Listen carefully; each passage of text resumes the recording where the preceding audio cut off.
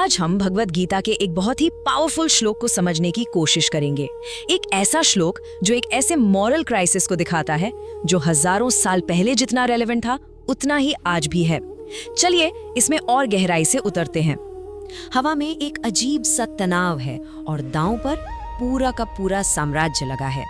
पर बात यह है कि ये कोई अजनबियों की लड़ाई नहीं है, ये एक गृह युद्ध है, एक सिविल वॉर, जहां चचेरे भाई ही एक दूसरे के खिलाफ खड़े हैं। एक तरफ पांडव, दूसरी तरफ कौरव, एक ही खून, एक ही परिवार जो आज एक दूसरे की जान लेने पर तुला है। और फिर ठीक उसी मोमेंट पर जब युद्ध शुरू होने ही वाला है, पांडवों के सबसे बड़े योद्धा अर्जुन कुछ ऐसा करते हैं जिसके बारे में किसी ने सोचा भी नहीं था। वो अपना धनुष, अपना गांडीव नीचे रख देते हैं और लड़ने से साफ मना कर देते हैं। यहीं से हमारी आज की बात शुरू होती है। तो इससे पहले कि अर्जुन वो फेमस श्लोक बोलें, ये समझना जरूरी है कि उनके मन में चल क्या रहा है। वो एक पर्सनल क्राइसिस के बिल्कुल चरम पर है, एक ऐसी जगह जहां जीत भी हार जैसी लग रही है। देखिए, अर्जुन का मन तो एकदम साफ है। वो कहते हैं किसी भी इनाम के लिए अपने ही लोगों को मारने से तो अच्छा है कि मैं खुद मर जाऊं। अरे तीनों लोगों का राज भी मिल जाए तो भी ये नरसंहार सही नहीं है। उनका फैसला हो चुका है। और पता है, यही बात इसे इतना ह्यूमन बनाती है। कभी कभी दिमाग तो एक फैसला ले लेता है, पर दिल दुखता रहता है, मन में उथल पुथल मची रहती है। और अपनी इसी पीड़ा को बाहर निकालने के लिए अर्जुन अपने दर्द को शब्दों में बयां करते हैं। तो अब आते हैं उस सेंट्रल पजल पर, उस खास श्लोक पर जहां अर्जुन अपने आर्गुमेंट का पूरा सार रख देते हैं। एक ऐसा सवाल जो अपने आप में ही एक जवाब है। जरा इन शब्दों का वजन महसूस कीजिए। अर्जुन अपने दोस्त, अपने सारथी कृष्ण से बात कर रहे हैं और उनका हर शब्द निराशा से भरा है, पर उसमें एक नैतिक स्पष्टता भी है। यही है इस श्लोक का दिल। का प्रीति ही, यानी क्या खुशी मिलेगी। ये कोई मामूली सवाल नहीं है, ये एक रिटोरिकल क्वेश्चन है। मतलब अर्जुन कोई जवाब नहीं मांग रहे हैं, वो तो एक फैक्ट बता रहे हैं कि ऐसी जीत में कोई खुशी हो ही नहीं सकती। जवाब तो साफ है, कोई खुशी नहीं। तो चलिए अब इस एक श्लोक को शब्द दर शब्द तोड़कर देखते हैं, ताकि हम अर्जुन के संकट की अलग अलग परतों को समझ सकें। इस श्लोक की बनावट ही अपने आप में एक कहानी कहती है।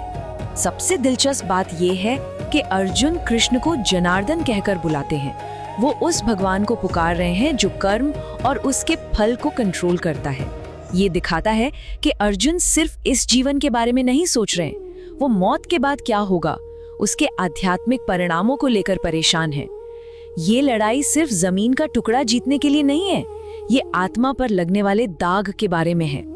यहाँ एक बहुत ही इम्पोर्टेंट लीगल टर्म आता है, आततायिनः, यानी अग्रेसर्स। धर्मशास्त्रों के हिसाब से आत्मरक्षा में किसी हमलावर को मारना पाप नहीं है, इसकी इजाजत है। और अर्जुन ये मानते हैं कि कौरव आततायी हैं, वो अपराधी हैं, तो फिर भी उन्हें मारने में पाप क्यों लगेगा। यहीं से उनका असली डिलेमा शुरू होता है। मतलब लॉ और धर्म तो उन्हें लड़ने की इजाजत दे रहे हैं, पर उनका दिल, उनकी आत्मा उन्हें रोक रही है। और यही कॉन्फ्लिक्ट अर्जुन को अंदर से तोड़े जा रहा है। एक तरफ वो लोग धार्तराष्ट्राण हैं, पॉलिटिकल दुश्मन जिन्होंने अन्याय किया है, लेकिन कोई भी लेबल इस सच्चाई को नहीं बदल सकता कि वो स्वजनम है, हमारे अपने लोग, हमारा परिवार, वो लोग जिनके साथ वो बड़े हुए हैं। और इसीलिए उन्हें मारना एक ऐसा काम बन गया है जिसके बारे में सोचा भी नहीं जा सकता। तो अर्जुन का जो मॉरल कैलकुलेशन है वो बहुत ही ग्रिम है। वो जीत के बाद की खुशी की कमी से आगे बढ़कर पाप के एहसास तक पहुंच जाते हैं। ये सिर्फ किसी अच्छी चीज का न होना नहीं है, बल्कि ये एक बुरी चीज का निश्चित तौर पर होना है जो इस जीत के साथ आएगी। अब अर्जुन जिस पाप से डर रहे हैं वो कोई छोटी मोटी गलती नहीं है, ये एक गहरा आध्यात्मिक जहर है जो सिर्फ उन्हें नहीं बल्कि उनकी तरफ से लड़ने वाले हर इंसान को लगेगा। ये एक ऐसा दाग है जो आत्मा पर लग जाता है, जो उनके कैरेक्टर को हमेशा के लिए बदल देगा और इसे कोई भी जीत धो नहीं सकती।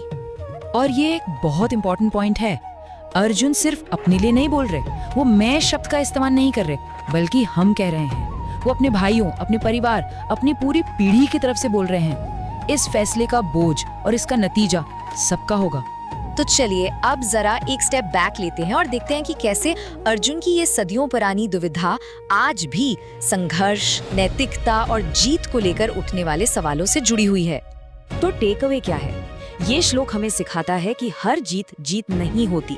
कभी कभी सही काम करने के बाद भी हमारी आत्मा पर एक भारी बोझ पड़ सकता है और हमारे फैसले चाहे कितने भी पर्सनल लगे, हमेशा हमारे आसपास के लोगों पर गहरा असर डालते हैं। चलिए इस श्लोक पर एक आखिरी बार नजर डालते हैं। इसका हर शब्द एक नैतिक वजन रखता है जो 3000 साल बाद भी गूंजता है और हमें जीत की असली कीमत के बारे में सोचने पर मजबूर करता है। और आखिर में हम इसी एक सवाल के साथ रह जाते हैं। अर्जुन का सवाल आज भी हमारे सामने खड़ा है। जब जीत की कीमत इतनी बड़ी हो कि हम खुद को ही खो दें, तो ऐसी जीत में भला क्या खुशी हो सकती है? अगर आपको ये वीडियो पसंद आया तो सब्सक्राइब करें। धन्यवाद।